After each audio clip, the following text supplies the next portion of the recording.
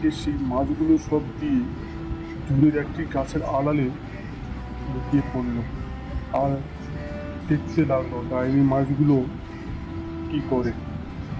এদিকে ডাইনি সেই মাছগুলো পেয়ে সাথে সাথে খাওয়া শুরু করলো।